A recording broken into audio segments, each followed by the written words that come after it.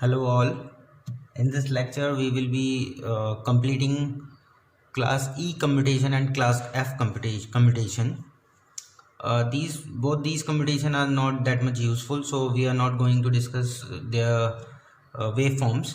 Only we are going to discuss their circuit and how they are working.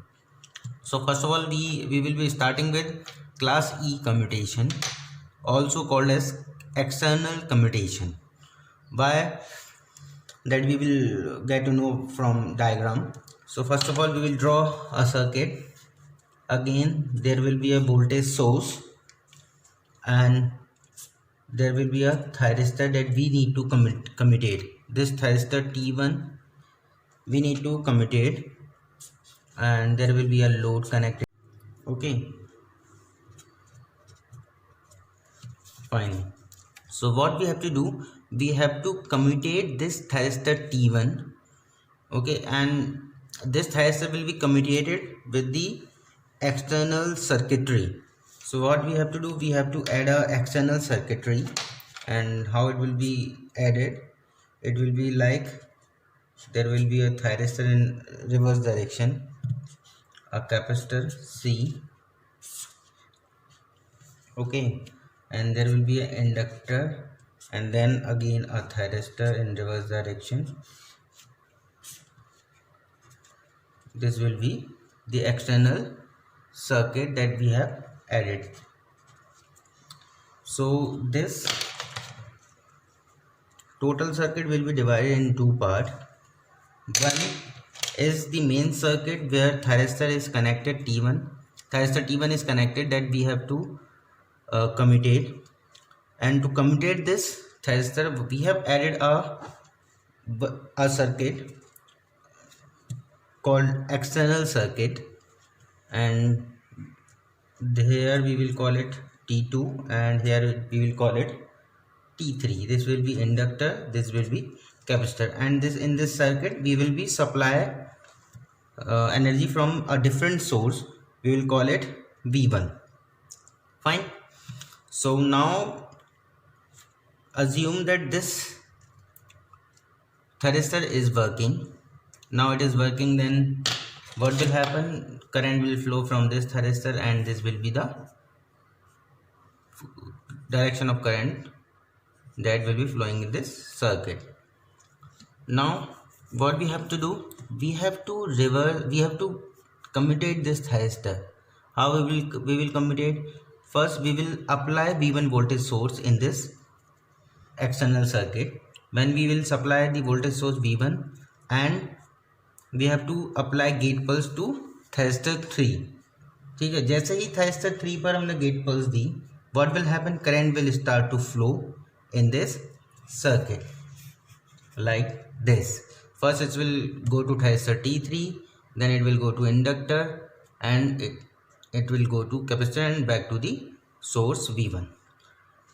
Fine. क्या होगा? Inductor will store the energy and this voltage source will charge the capacitor. So first it will charge to V1. Okay, when it will be charged, current will stop, will not flow further, and then this inductor will release the energy and will charge capacitor to further V1 volt. It means it will have 2 V1 voltage. मतलब ये capacitor क्या करेगा? पहले voltage source, inductor और capacitor दोनों को charge करेगा, मतलब ये एनर्जी स्टोर करेगा, ये चार्ज हो जाएगा V1 तक. अगेन फिर क्या करेगा? जब ये V1 से चार्ज हो जाएगा, हमारा क्या करेगा? इंडक्टर भी अपनी एनर्जी रिलीज करेगा जिसको और उसको 2V1 तक चार्ज कर देगा. तो यहाँ पर वोल्टेज क्या हो जाएगा? 2V1 and direction will be plus and minus. Fine. यहाँ पे क्या हो रहा है? लोड के अक्रॉस वोल्टेज क्या है? Plus minus Vs. यहाँ प्लस माइनस Vs है, यहाँ प्लस माइनस V1 है. तो क्या होगा? V2V1 will be greater than Vs. That is obvious. ठीक है, ये वोल्टेज ज़्यादा होगी तो मतलब यहाँ क्या होगा? ये पॉजिटिव और ये नेगेटिव होगा एक तरीके से. ठीक है, मतलब क्या होगा? ये thyristor T2 will be turn on automatically. ठीक है, यहाँ पर मतलब thyristor T2 will be in forward bias condition because of this 2v1 voltage, ये पॉजिटिव नेगेटिव 2v1 वोल्टेज यहाँ पर होगी। ठीक है, ये फॉरवर्ड बाइट कंडीशन में होगा। जैसे ही मैं यहाँ गेट पल्स दूंगा क्या होगा, ये 2v1 क्या होगा, यहाँ पर नेगेटिव वोल्टेज अप्लाई हो जाएगा, यहाँ पर इस तरीके से नेगेटिव एंड पॉजिटिव। ठीक है, इस नेगेटिव वोल्टेज की वजह से क्या होगा, मेरा थायरिस्टर T1 टर्न ऑफ हो जाएगा। ठीक है, लेकिन ये सर्किट हम ज़्यादा यूज़ नहीं करते हैं। एक तो नंबर ऑफ़ कंपोनेंट्स इसमें ज़्यादा हैं, दूसरा हमें सेकेंडरी सोर्स चाहिए। ठीक है, इसलिए ये सर्किट ज़्यादा यूज़फुल नहीं है, ज़्यादा यूज़ हम नहीं करते हैं। नेक्स्ट सर्किट है मेरा क्लास F कम्यूटेशन। ठीक है, इसको हम लाइन कम्यूटेशन भी बोलते हैं या फिर नेचुरल कम्यूटेशन भी बोलते हैं, क्योंकि नेचुरल जीरो पर जाकर ये अपने आप ऑटोमेटिक कम्यूटेट होता है। ठीक है, लेकिन ये सर्किट हमारा AC के लिए यूज़ करते हैं अगर सप्लाई हमारी ऑल्टरनेटिंग है। ठीक है, तो सप्लाई कैसी होगी, ऑल्टरनेटिंग होगी। सिंपल सर्किट क्या करेंगे, लगाएंगे यहाँ लोड। ठीक है, ये प्लस माइनस VT फाइन, या हमने VS दी, VS क्या, VM साइन ओमेगा T, मतलब साइनसोइडल सप्लाई हमने दी है। ठीक है, तो क्या होगा, जैसे ही आप पहले इसका वेव फॉर्म भी देख सकते हो। वेव फॉर्म क्या होगा, इस तरीके से, ये मैंने सप्लाई इनपुट दी, ये क्या है, VS सप्लाई है मेरी। ठीक है, ये VM है मैक्सिमम वोल्टेज। क्या होगा, अगर मैंने यहाँ पर मान लो मैंने इस पॉइंट पर थायरिस्टर को गेट पल्स दी। ठीक है, तो यहाँ गेट पल्स का एक और बना लेते हैं इस तरीके से। यहाँ पर मैंने गेट पल्स दी तो यहाँ से मेरा थायरिस्टर टर्न होगा और इस तरीके से जब तक यहाँ तक फ्लो करेगा। ठीक है, लेकिन क्या होगा, यहाँ पर क्या होगी, करंट मेरी नेगेटिव हो जाएगी।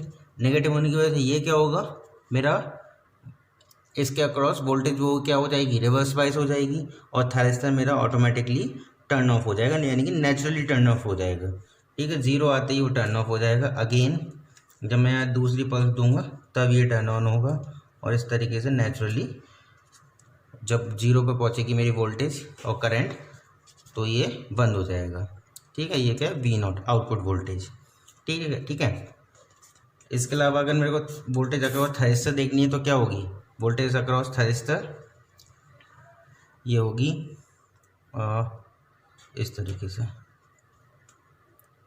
यहाँ जीरो यहाँ तक, फिर नेगेटिव इस तरीके से, ये वोल्टेज अक्रॉस थायरिस्टर। ठीक है, तो इसको हम बोलते हैं लाइन कम्यूटेशन या नेचुरल कम्यूटेशन। नेचुरल कम्यूटेशन क्योंकि नेचुरली ये क्लोज हो रहा है, हमें कोई भी एक्सटर्नली सर्किट लगाना नहीं पड़ा। Okay then, till then take care and keep revising.